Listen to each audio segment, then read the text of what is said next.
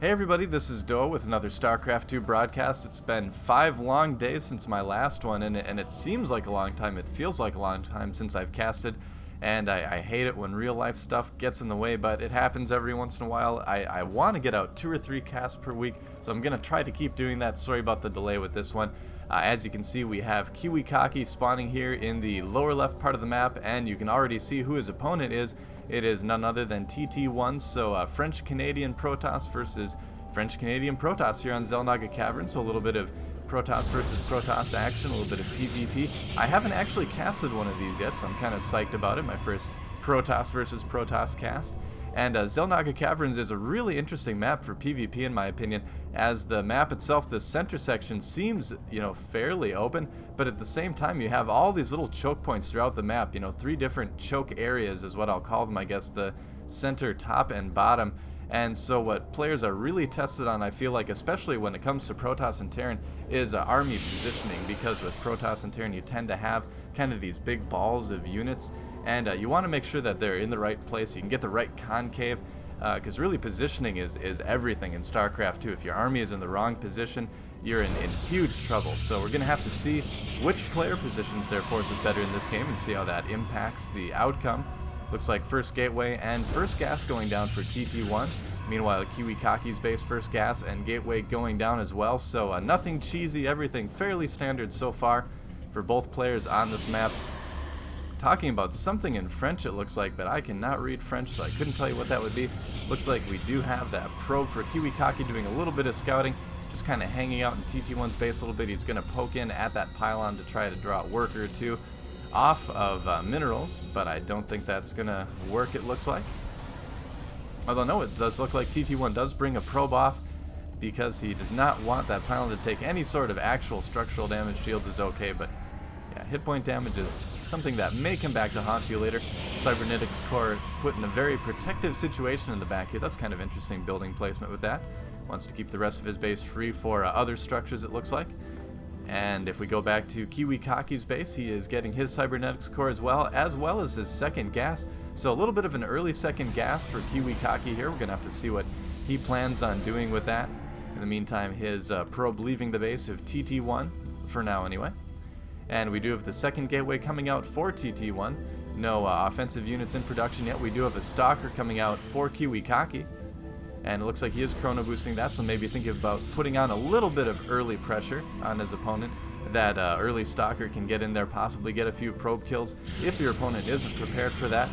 And we see a third gateway going down for TT1.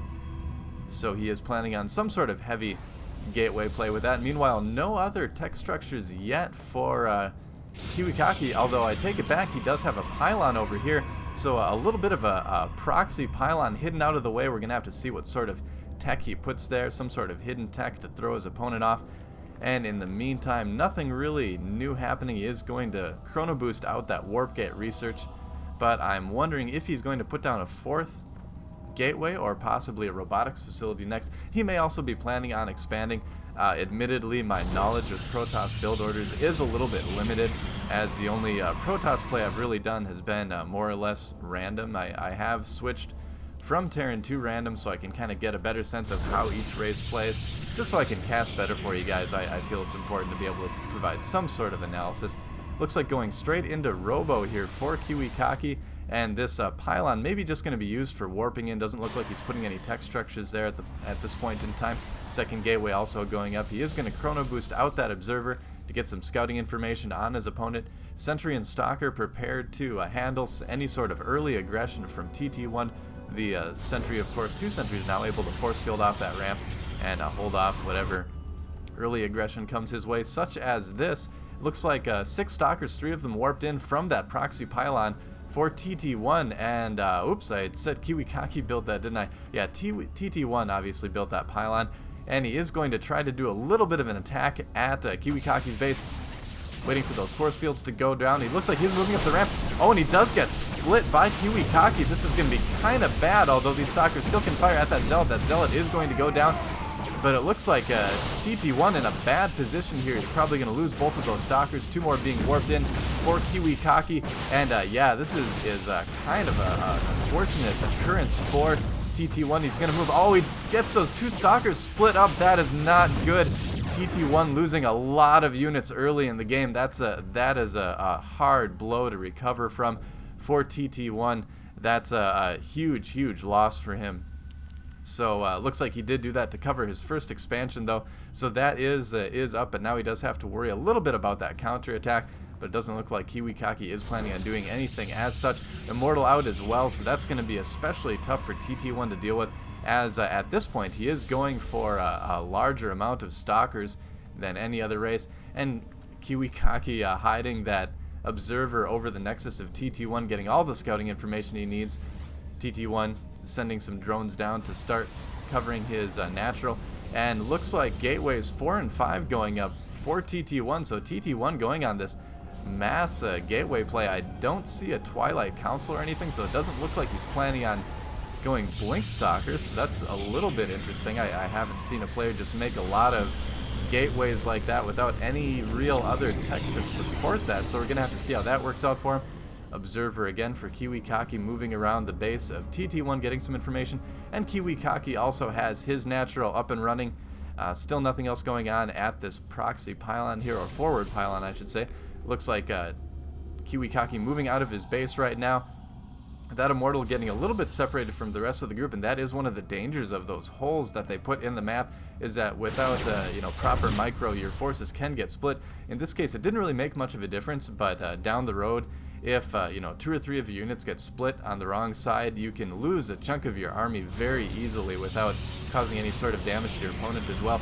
Colossus out as well for KiWiKaKKi now. So KiWiKaKKi going more of a standard PvP build. In the meantime, looks like TT1 is moving in with some Zealots and a lot of Stalkers, but I think he's going to be a little bit unhappy about what he sees when he gets to his opponent's base with that Immortal. Although only one Immortal out so far, so that's not going to be too terrible to deal with. Looks like both players kind of feeling each other out. Stalker coming in here to kind of poke in to see what sort of army his opponent has. And it looks like both players deciding on if they want to attack right now or not. TT1 looks like he's going to pull back a little bit and wait for his forces to grow a little bit larger, killing that probe of KiWiKaKKi at the XelNaga tower. And it looks like, yeah, so okay. So TT1 deciding that he doesn't want to attack into that right now, probably a good decision, as the forces were fairly even and he probably would have sustained some heavy losses there. Although economically, I believe he is a little bit ahead. Let me check the income tab here. Yeah, TT1 significantly ahead actually in the worker count and the income as well. Robotics facility just finishing now for TT1. Meanwhile, back at KiWiKaKKi's base, he's still pumping out those Colossus, so we do have the second one on the field, and a third one being built. Meanwhile, a Warp Prism and a Robotics Bay built for TT1, so he is going to be doing Colossuses as well, and that Warp Prism may be suggesting some sort of drop at his opponent's base. Not sure why he would do a drop elsewhere. I would imagine he would go to his opponent's base for that. Gas at the natural, second gas just starting now for KiWiKaKKi. So he is going to be planning on building a lot more Colossus. It looks like going very gas heavy. And it looks like TT1 is moving out again, but KiWiKaKKi, of course, with the observer there, is able to spot everything that's happening. Very stalker heavy army for TT1 that's going to be good against the Colossuses of KiWiKaKKi. Actually, KiWiKaKKi a little bit light on units. I'm a little bit worried about him, although it looks like players are almost dead even in terms of army count. And it looks like TT1 being a little bit hesitant, but he is planning on moving in. I don't think he's going to turn around this time, and he's going to target fire that gateway, but get a few shots off in there and not be able to do too much. And it looks like KiWiKaKKi pulling back to his main. He does see that large amount of stalkers. In the meantime, it looks like we do have a Warp Prism dropping off some Zealots to the main of KiWiKaKKi. Those Zealots killing a lot of probes, doing a lot of economic damage. But it looks like the army of KiWiKaKKi moving in to clean that up. At the same time, we do have TT1 trying to push in, but he's getting forced back by those Colossuses. The Zealots still killing probes in the base of KiWiKaKKi. So some fairly successful harassment for TT1. Looks like he did try to poke in a little bit at the natural, decided to pull back again, but the distraction of his forces was all he needed to go in and kill some workers for KiWiKaKKi. Yeah, KiWiKaKKi now a little bit farther behind in the economy count there, 52 over 41. If we go to the army tab, yeah, it looks like TT1 starting to pull ahead, 132 over 114. and I would imagine that lead will increase as time goes on, unless KiWiKaKKi decides to take his third base anytime soon. Looks like we do have some Zealots sneaking in, doing a little bit of damage at the natural of KiWiKaKKi, but not a whole lot, and KiWiKaKKi decides that he's had enough. He's got, looks like, 4 Colossus now, so he is planning on moving out to attack his opponent. And here's where that positioning is going to come in very, very importantly, as you can see.